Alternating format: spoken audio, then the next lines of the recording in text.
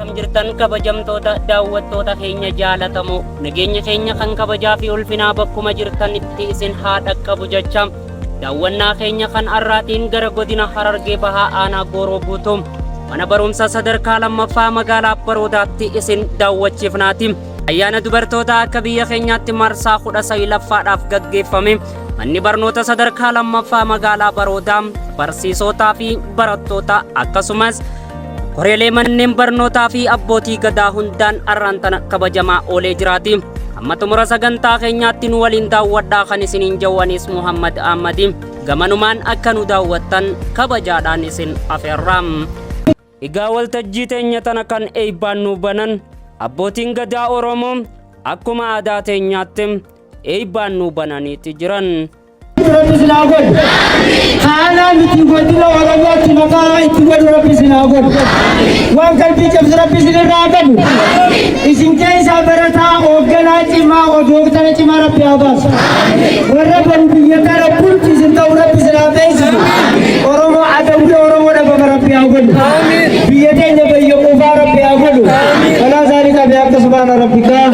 Egaa kabajamtoota daawwattoota keenya jaalatamoo manni barnoota sadarkaa lammaffaa magaalaa Baroodaa haaluma ammaan tana viidiyoo isaa daawwachaa jirtan kanaan guyyaa arraantanaa kanam ayyaana dubartoota akka biyya keenyaatti marsaa 19ffaadhaaf kabajamaa oole bifuma amma daawwachaa jirtan kanaan barattootaa fi barsiisonni akkasumas hooggantoonni garagaraa aanaa Gooroo Guutuu irraa ayyaana kanarratti argamanis haasawa gaggeessanii waan jiraniif jecha nutis gaa qophiilee keenya kana miidhagsine isin biraan ga'uudhaaf kunoo akkanatti qabannee dhufnee jirraati nu waliin daawwadhaa isiniin jennaan.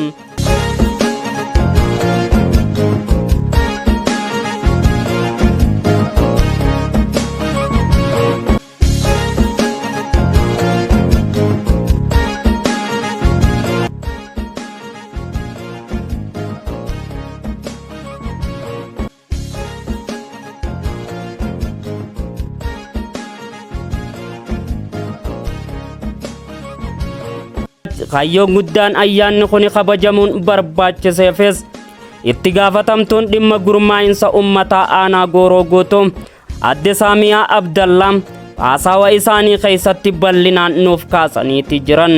Nutis haasawa isaanii kana akkuma itti aanutti kan isiniif dhaleessinu ta'aati nu waliin daawwadhaa isiniin jennaan. Kabajamtoota abbootii gadaa keenya kabajamtoota barsiisota manneen barnoota sadarkaa lammaffaa magaalaa Baroodaa kabajamtoota itti gaafatamaa hawaasummaa magaalaa Baroodaa waantisee qophii kana kana nu qopheessuu keessatti barsiisota manneen barnoota sadarkaa lammaffaa fi itti gaafatamaa hawaasummaa magaalaa Baroodaa kabajaa guddaadhaan qabaa beeku qabeetti. Kanaafuu bara barnoonni barsiisonni keenyaa fi itti gaafatamaa magaalaa Baroodaa gara tokkoffaa naagala ta'ee dhaadhaa maqaa hojii immoo ogummaa isaa uummataanis waan fuudhaan guyyaan har'aa kun akkuma abbootiin gadaa keenya bakka isaan bulfaansan guyyaan har'aa kun guyyaa jimaadha. Guyyaan jimaan guddinaa akka ayyaanni guddaan adii kana sababeeffachuudhaan maal miidhaan shamarran gootootaa fi taa'illee dhagahaa tureetti taa'illee haala barnootaa keenyaa kanaaf ayyaanni guddaan abajamu akka addunyaatti dhugaasaan godhamu godhataadha. Akan dijalannya bukan sahabat-sahabat pada wajah-wajah kerja yang ada. Mana berbeda dengan itu akan ada juga itu. Mari kita berbeda dengan berbaju yang ada. Ini kita ada kegiatan, kita kegiatan asal di luar itu. Berbeda dengan semua orang mana berbeda kita. Karena ini kita dapat kita akan lain. Kita hanya berbeda. Udah itu. Mas, ada gimana? Jadi kenapa kita mari kita dia kita dan nama konsep itu nanti mari kita begitu kita udah begitu nanti kita lagi sampai buatan awal kita kita tidak tadi kita begitu dan kita nanti apa le ada kita nanti karena mari kita nanti boleh party gara-gara itu lebih itu apa yang dijual faida nama video dari jutaan ini atas mana wahane kan sudah bahasa di simpati sudah ada yang bilang ada tanah sini bukan ada yang tanah sini kan wahane dari jutaan simpati sudah ini Isaanis haamilee isaanii gammachuudhaaf, mooraalii isaanii kana eeguudhaaf, waadaan eebbaa hin dhabe. Haadhaan eebbaa eebbaa kennan keessatti nama ilaalu, wani haamilee isaanii guutu, isin bakka tokko taasisuu bareeduutti haamilee isaanii salphaatu. Akka namaatti iddoo barbaadamasa iddoo agarsiisaa ta'u barsiisa. Ani injilara ta'u injilara, paayileetii ta'u paayileetii. Wanni warri keessatti irraa gammachiisan. Kanaaf ana akka isin sadii jajjabaatanii yeroo hunda yeroo malkan yeroo qonnaa keessatti deddeebisanii isin bawwaa isinillee lafa hojjeetii nyaata yoo gaagaruu waan biraan jiraatan yaararraa mul'ee keessi jijjiirachuu dandeessan jeetii nyaata dhaloonni ammaa dhaloota gadi akkuma kubbadu jeetii nyaata dhaloota faan jiraanneeshin yoo ta'e jirra dhaloota kubeetii isin daftanii akkuma kubbadu dandeessanii kanaaf akkasuma jijjiiratan keessatti shamarran iyyoo kun sirnaa jajjabaadhaa jechuun barbaada. Maamila hedduu qabda. Haala magandaa naa ulfaataa wantoota wanti gadaa fi malee gadaa ta'e haala magandaa dhaabalatuu maaltu barbaada. Barattoonni shamarraniitis uffata aadaa Oromootiin miidhaganii akkuma amma viidiyoo daawwachaa jirtan kanatti walaloo gabaabduu ergaa guddoo dabarsitu dhaleessaniiti jiran. Duraan dursee akkam hiikoo kabajamtoonni keessummoonni keenyaa fi barsiisonni keenya akkasumas barattoonni keenya martuu baga nagayaan ittuma fufiinsaan hiikama gaafachaa walaloo gabaabduu akkasitti bareedan ergaan fi jabduu isin dhiyeessu kaawwatee dhiyaannu obsaatu ulfinaan dagasaamatu. Mee dhaggeeffadhaa dubartoonni keenya xiqqoon odeessaawwan duraan turerraa xiqqoon odeessaawwan duraan turerraa. Burree keessatti ani sirri nagadatti haa ta'aa fi taphaa hundaa itti dhiisii haa ta'aa fi taphaa hundaa itti dhiisii. Barnoonni jaanii dubartii maal fiddii barnoonni isii dalloo ta'uu baati barnoota isii dalloo ta'uu baati. Galataan isii nyaata qopheessuudhaan manas tattalee hundus nutti godhaa manas tattalee hundus nutti godhaa. Nuti aannan fi akkoo inni baabatu intalti boonmoo manuutii isaa hojjetu intalti boonmoo manuutii isaa hojjetu. Ijatti naatiinis ni ta'an afaan Nagayaan Talatoo ani Simoon Gosaa. Barnoonni kun silaa maali faayidaan isaa? Barnoonni kun silaa maali faayidaan isaa? Qoraanis nu fuudhii bishaanis nu dhaqi. Qoraanis nu fuudhii bishaanis nu dhaqi. Akkana ta'anii kana gochisaanii abdii murachiisuuf baay'ee kaayyoon isaanii abdii murachiisuuf baay'ee kaayyoon isaanii. Ni jaanii nammas moon isin ajaa'iburraa. Mee biraas kan siifiin himaa jira. Mee biraas kan siifiin himaa jira. Yoo manaa hidhee alatti gabaate ni baradhatee gattara bitate ni baradhatee gattara bitate. Mee ammas tajii haaraan jira jaayibura. Kan mutee salphaanee itti kufaa jira. Kan mutee salphaanee itti kufaa jira. Egaa barsiisonni mana barnoota sadarkaa lammaffaa magaalaa Baroodaatis barattootaaf gaafii deebii qopheessuudhaan haaluma ammaan tana daawwachaa jirtan kanaan gaafii deebisaa gaggeessaniiti jiran. Dubartiin hojii tolaltummaa irratti hirmaachuudhaan maqaan isaanii sadarkaa addunyaatti ta'u eenyu? A. Daraartuu Tulluu. B. Abbabeech Goobanaa. C. Adaanech Abeebee. D. Faatumaa Roobaa. Adaanech Abeebee. Adaanech Goobanaa. Abbabeech Goobanaati. Abbabeech Goobanaati jechuudha. Abbabeech Goobanaati. Faatumaadha.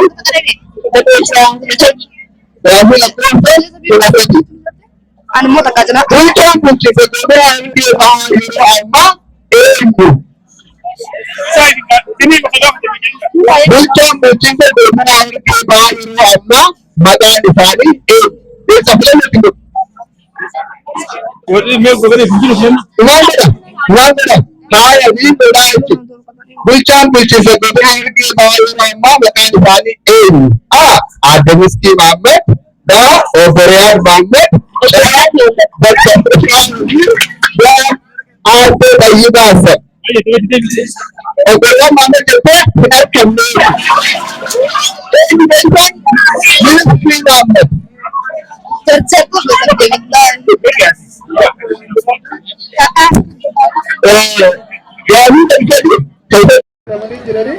Itti gaafatamaan dhimma hawaasummaa magaalaa Baroodaa obbo Kadir Abdukariimiis gaafii deebisaa wajjiniin gaggeessinee jirraatiin nu waliin daawwadhaa isiniin jennaan. Kanaafuu isiniin jennaa fadhiiree kana jaallatudha. Mee mana barumsaa kanatti egaa kun warraan dalagaa isinii sagantaa garaagaraa barattoonni akkaananii fi barnoota jabaatu hamilee jajjabeessuu naannootan isin argini. Mee hangam takka barattoota keenya hamilee jajjabeessaa jirtan?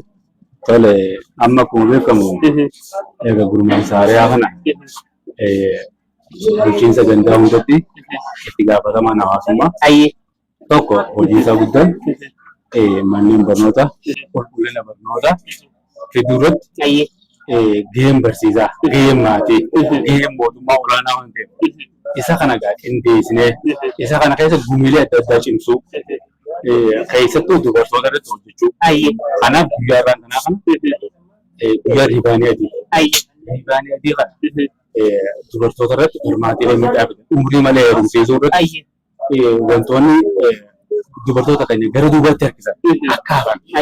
Dubartiin tokko yoo baratte maatiin guutuu barachuu jechuudha. Kanaaf dubartiidha yoo dalagne kaayyoon paartii badhaadhinaa dubartoota dalaguun akka biyya keenyatti abdii mootummaa ture. Abdiin keenya kun dhugoomuu qaba. Kanaaf dubartii takka irratti dalaguun dubartii barsiisuun maatii guutuu barsiisuu waan ta'eef tarsiimoon paartii badhaadhinaati. Tarsiimoon istiraateejiin barnootaati. Dubartiin itti gurguraa jechuudha. Gaariidha meegaa akka hooggansa jijjiiramaa ammaan tanaatitti egaa isin gurmaa'insa ammaan tana mootummaan gara gandaa gadi buusa keessaa isa tokko. Mee hariiroon mana barnootaatii wajjin barattoota barsiisota wajjin qabdan maal fakkaata mee akka hooggansa jijjiiramaatitti? Akkuma beekamu ammoo bakki itti argamu mana barnootaa keessa isa kana waajjira gurmaa'insa uummataatiin taanee qindoomine waajjirri hawaasummaa daldalaa hundinuu mana barnootaa amma fakkeenyaaf akka addaa magaalaa Booranaatti mana barnootaa iddoo wajjin fakkeenyaaf hooggansi jiran torban addaa baadiyyaa jiru magaalaa jiru. Mana barnootaa magaalaa kana jiru hundi hooggansi tokko tokko qabatu. Dhufeeti irra dalagaa jiru. Dhufeeti amma fakkeenyaaf iddoo hanqinni barsiisaatti jiru oolmaa daa'immanii tirratti barsiisaan bakka guutamu goonee jiru. Qindoomina mana barnootaatii fi gurmaa'insa haaraa kana wajjin bu'aan inni buuse inni tokko taasifamee jira nyaata tokko nyaata barataati. Amma ijoolleen xixiqqoon waan sajaajilan nyaata yeroo nyaatan akka itti namatti tolan akka itti afireessi godhan akka itti si gammachiisu ajaa'iba. Gaariidha. Kanaaf isa kanarratti baay'ee daluu qabna. Naasii qindoomina gaarii qabna jechuudha. Gaarii beekaa mana barnootaa egaa barattoota keessattuu ammaan tana kutaa 12 qormaata biyyoolessaa fudhachuudhaan deemaniitu jira gaa'ii.